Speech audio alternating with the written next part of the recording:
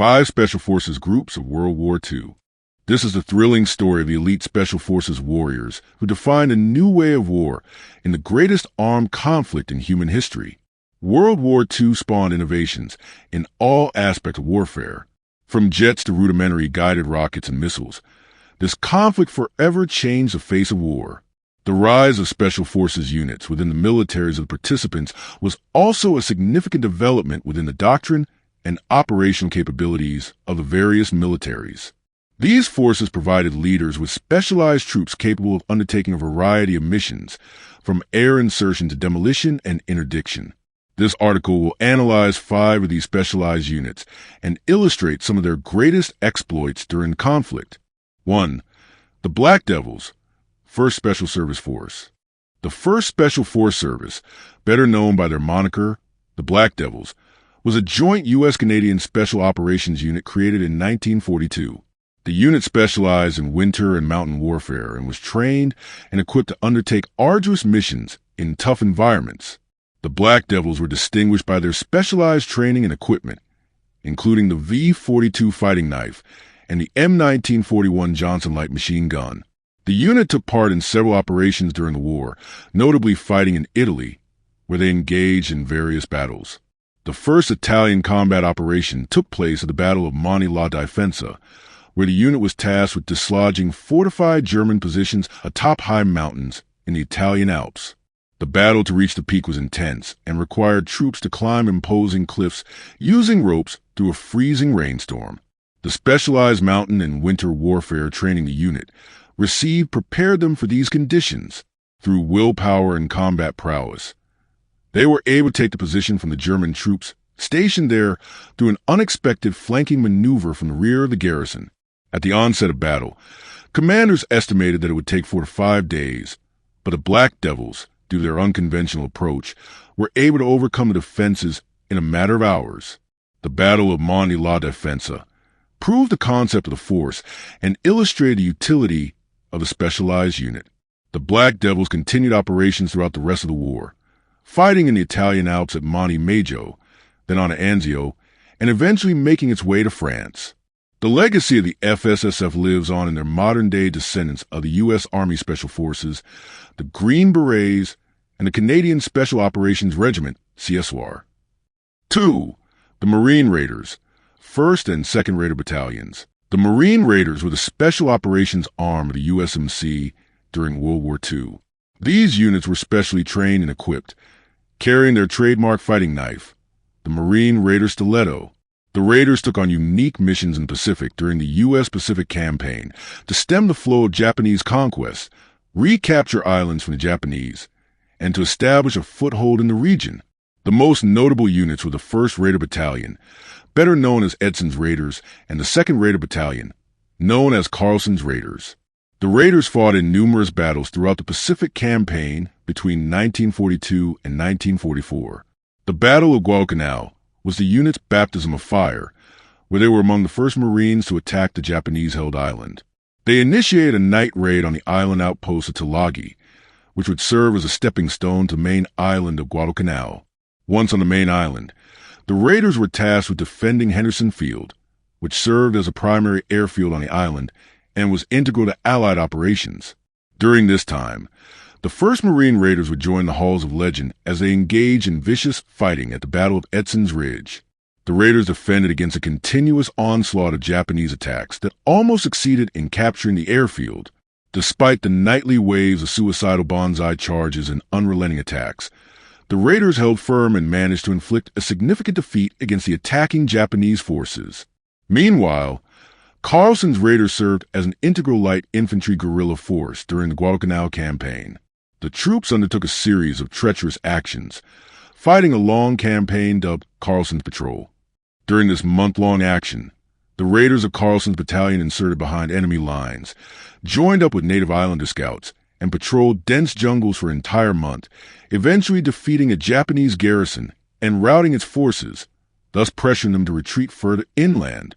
The actions of both Raider battalions proved the concept of a light, agile recon force of Marines, paving the way for future forces. Despite the disbandment of the Raiders toward the end of the war, the concept was eventually revived and continues its legacy today in the modern Marine Raiders. 3. The Special Air Service, SAS. One of the Second World War's most famous special operations units was the British Special Air Service, simply known as the SAS. The exploits of the shadowy unit range from long-distance interdiction patrols against Rommel's North Africa Corps to daring raids throughout the Mediterranean against Axis troops and bases. The SAS was formed in 1941 as a special commando unit that offered commanders a flexible airmobile force that could conduct intelligence gathering and forward raiding operations against Axis interests in various operational theaters. The SAS was distinguishable by its unconventional weapons and tactics, including Lewis bombs, specially formed incendiary explosives, and the dagger-like Fairburn-Sykes fighting knife used for silencing sentries. For operations in the desert, SAS troops often wore non-traditional uniform items, such as traditional Arab headdresses and shamas, channeling the spirit of T. Lawrence of Arabia, and his Middle Eastern guerrilla operations against Ottoman forces in the First World War. The units of the SAS initially began conducting operations in the North African theater, conducting several actions to hinder Axis operations by raiding airfields, collecting intelligence, and disrupting enemy lines of communications and logistics.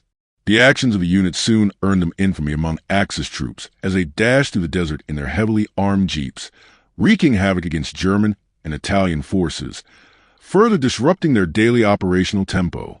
Some of the most daring and successful missions by the SAS in its early days were covert operations where the unit raided Axis airfields and destroyed enemy aircraft during the missions.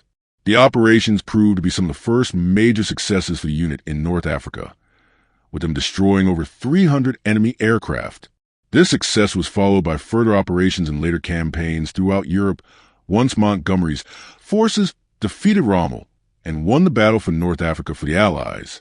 The legacy of the SAS is carried on today by its modern counterpart, which continues to execute special missions worldwide. 4. U.S. Army Rangers, Ranger Battalions. The U.S. Army Rangers served as a specialized light infantry force for the Allies during the Second World War. The unit was trained to undertake special operations, including demolition, infiltration, night warfare, and long-range patrols. As the program developed and the possibility for operations expanded, the U.S. Army sought to increase the number of Ranger battalions that were available for deployment on combat operations. This led to the formation of further Ranger units that took part in operations in North Africa, Asia, and Europe. In one of the most notable actions of the Rangers in the Second World War, the 2nd Ranger Battalion was tasked with assaulting and securing the formidable Point du Hoc fortification in support of the D-Day landings and Operation Overlord. The training and the lead-up to this operation was undertaken on the Isle of Wight in conjunction with British military commandos. The Rangers practiced scaling sheer cliffs in preparation for the 90-foot near-vertical approach that stood imposingly at Point du Hoc. This training proved to be essential on the day of the operation. As D-Day commenced, the 2nd Ranger Battalion mounted their landing crafts and made their way through a hailstorm of German fire to the beach below the cliff face.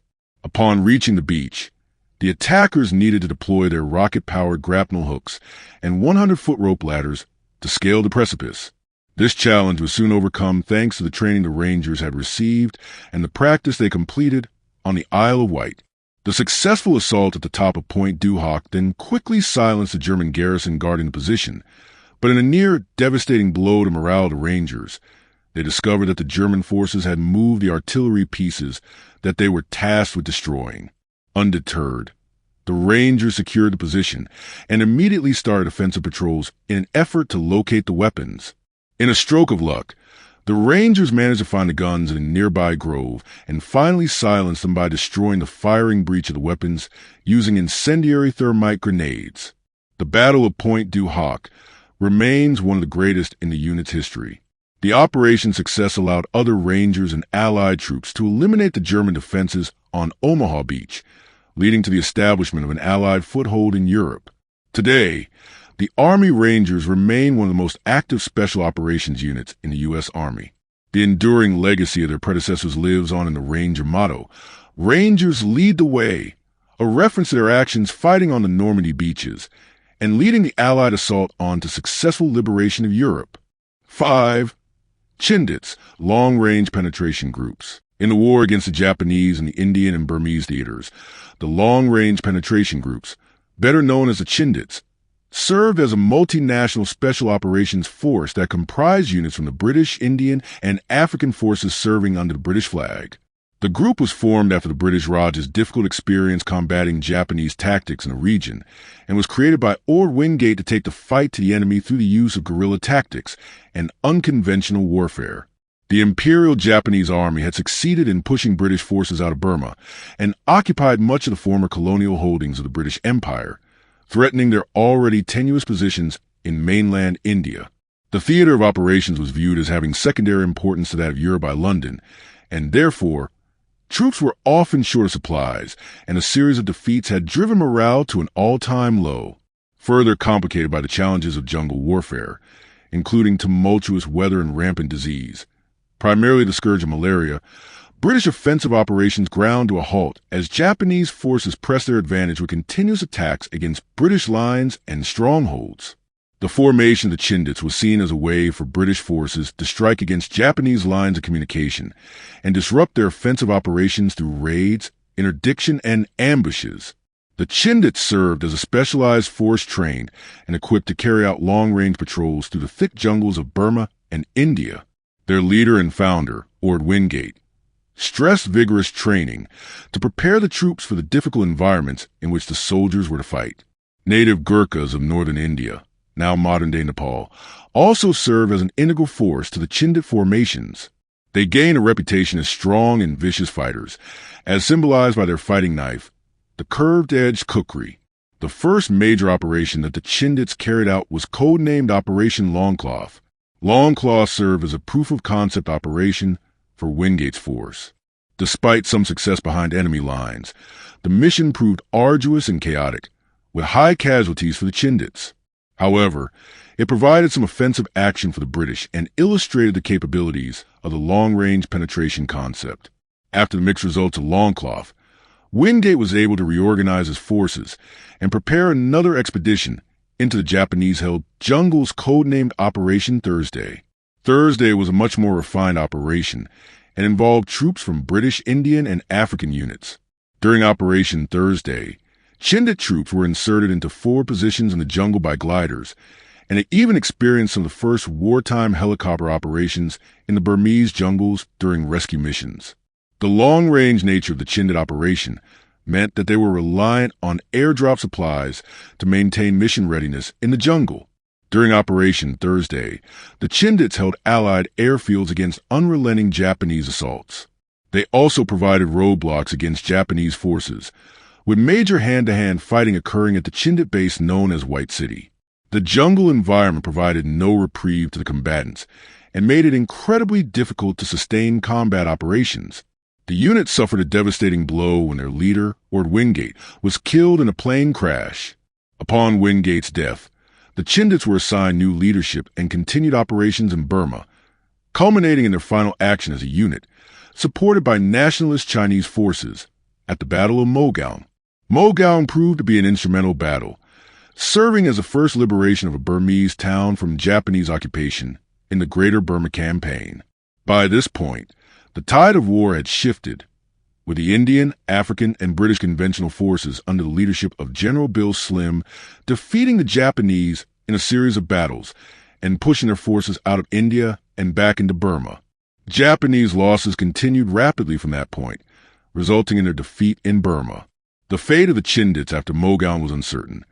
The tide of war had changed and the need for unconventional forces had greatly diminished as the main army was now reconstituted and steadily defeating the Japanese in major battles. The unit was disbanded in 1945 as it became clear that the pace of operations and significant casualties had greatly reduced their fighting effectiveness, and the need for specialized troops weighing as conventional forces had dealt mortal blows to the Japanese army. The legacy of the Chindits remains one of legend today. The concept of long-range special forces is now commonplace in many militaries around the world. Currently, the sacrifice and the memory of the Chindits is honored by their memorial in London. Thank you so much for watching.